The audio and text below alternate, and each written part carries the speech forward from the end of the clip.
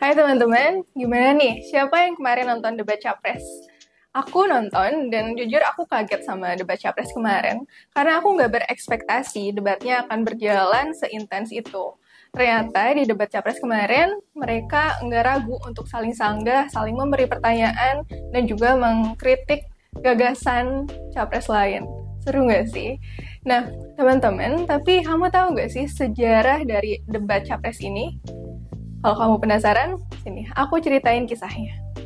Oke teman-teman, jadi debat Capres pertama itu dilaksanakan di tahun 1958 di Amerika Serikat antara Abraham Lincoln dan juga Douglas. Dan saat itu debatnya dilaksanakan dalam 7 putaran. Nah, tapi waktu debat 1958 ini belum ditayangkan di televisi, teman-teman.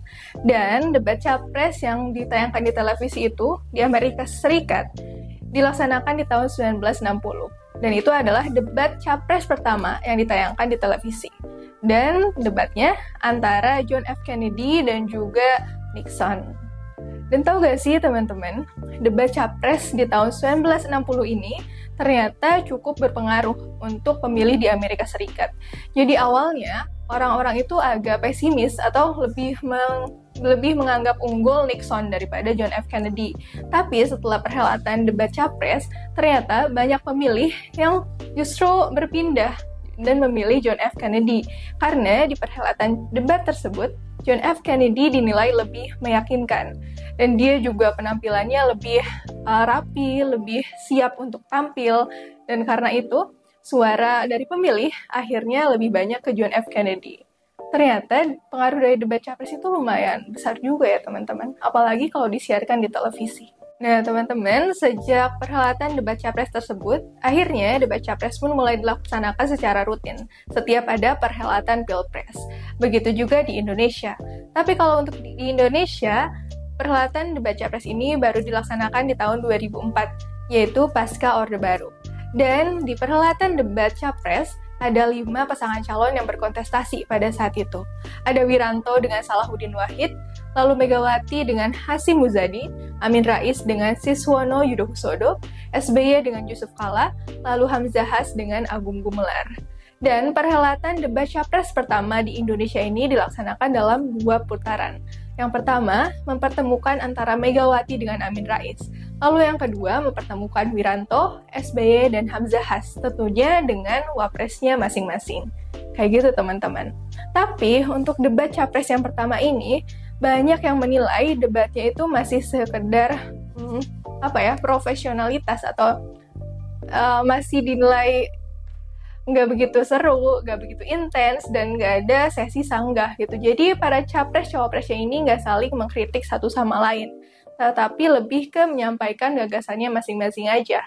Dan ya kalau dibandingkan dengan debat Capres yang kemarin, yang pertama nih, debat Capres 2024, tentu sangat beda jauh.